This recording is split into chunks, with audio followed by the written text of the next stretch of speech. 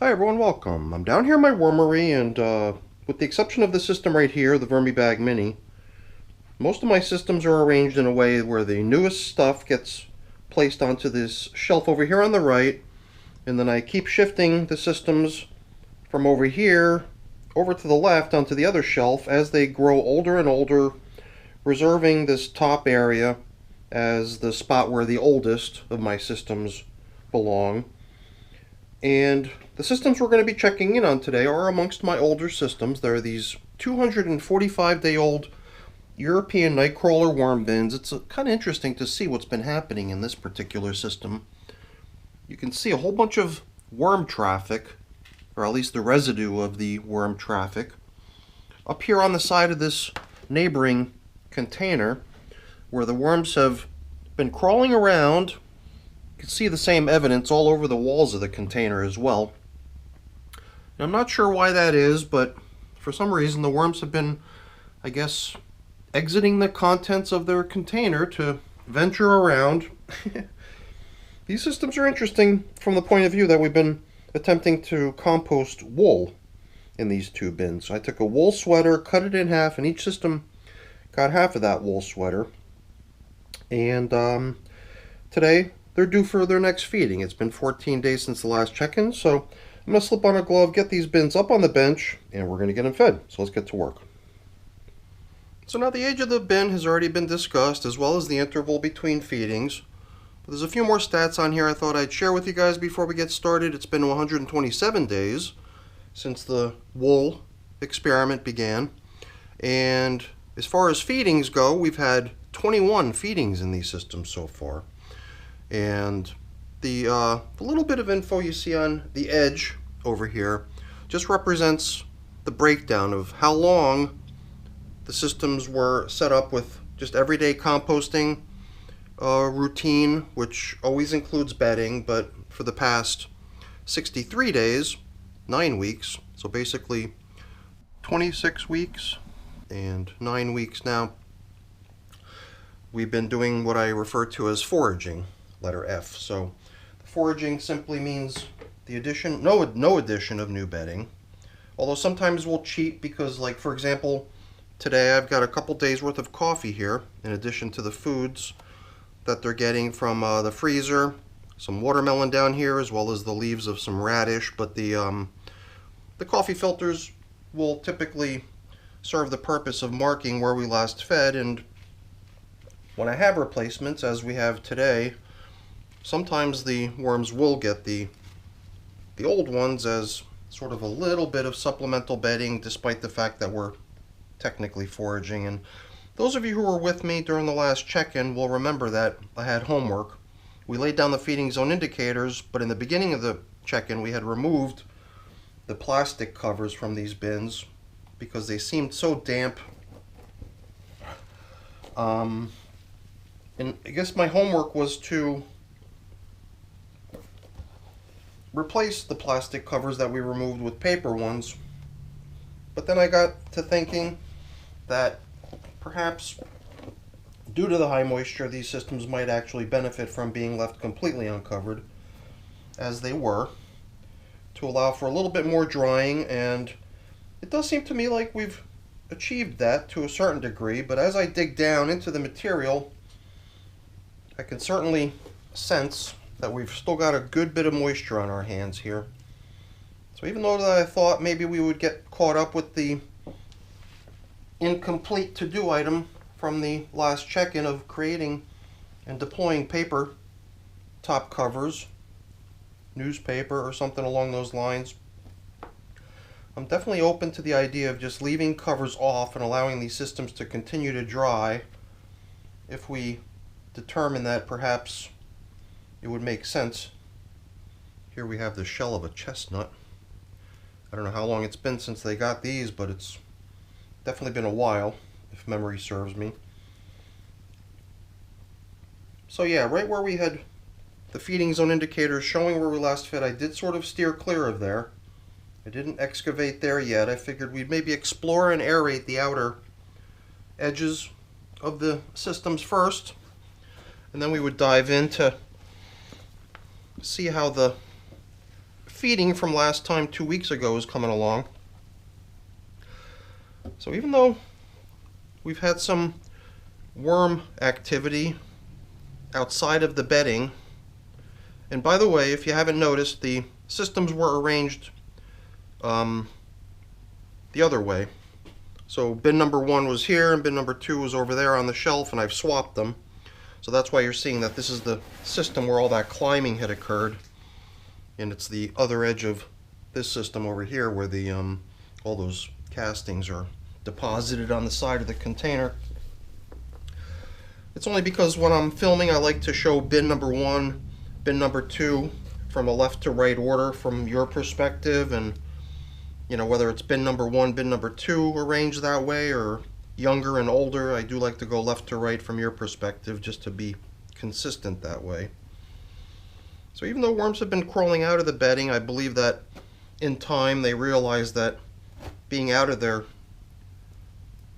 bedding is a kind of a dry and uncomfortable place to be, and I assume most of them turn tail and end up back in the system. Otherwise we would see a whole bunch of dead worms all over the floor, which is not the case.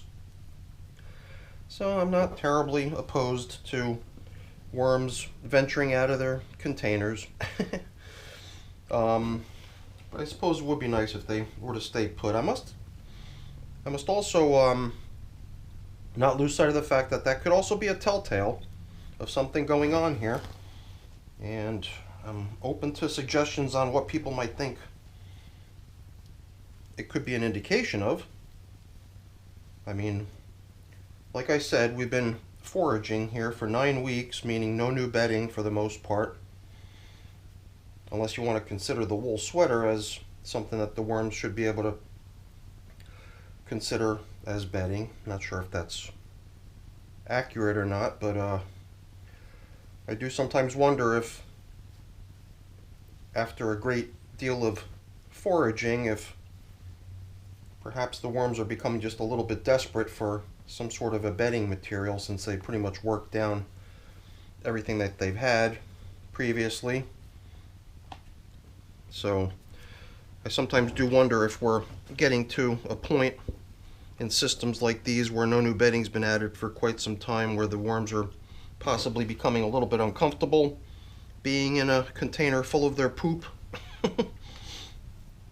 Because that's essentially what it is at this point for the most part.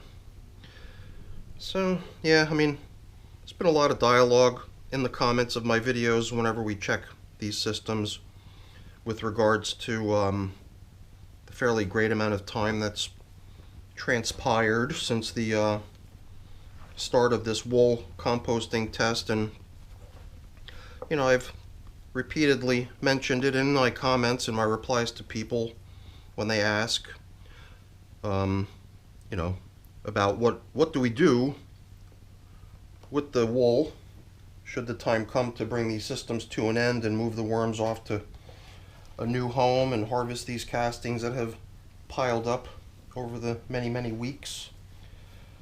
I guess it just makes sense to let the experiment continue, you know, because I think keeping the worms in material like this for too long could end up becoming a little bit unhealthy for them. So it does seem like a migration of the worms and a haul out of the worms is something that should be considered as in the near future.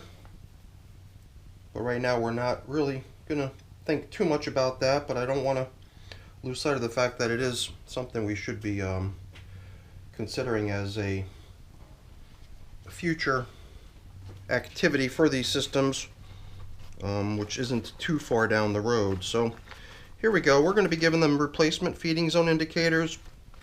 So we're going to give them just a little bit of bonus bedding here in the form of the old coffee filters that were our feeding zone indicators. And let's begin by dropping in a day's worth of coffee into each system, setting the coffee filters aside so that these can be used to mark where we last fed. Not that we would have a hard time figuring out where we last fed.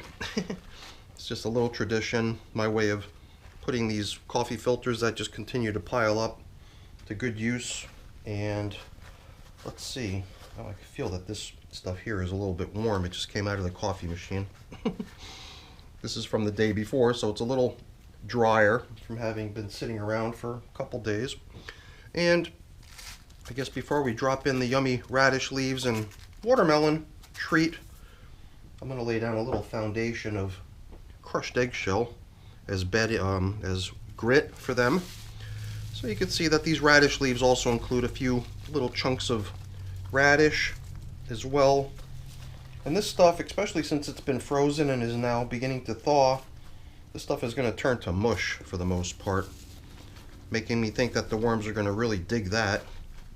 So that I think it's going to have a nice turnout, and maybe a good idea here would be to place the wool right on top of what's going to become mush, and quite possibly a spot that the worms are going to really enjoy hanging out in, and then on top of the wool fabric we can place yet another material that the worms are probably really going to appreciate, which is all that watermelon.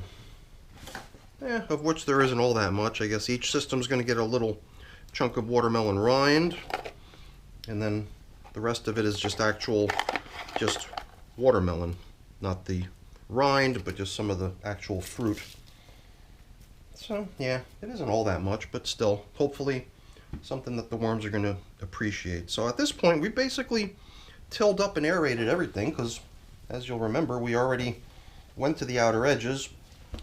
So nothing new out there. We've already had a peek at what's happening over there. So at this point, it's really just down to bringing back in enough material with which we can level off and cover up the feeding zone. And you can see these systems are pretty heavily populated. We got worms everywhere, which is good to see.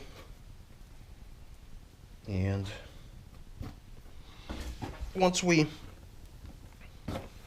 cover up the feeding zone and level off, we can deploy our feeding zone indicators and we'll be done. So I think I'll be continuing to leave these systems uncovered.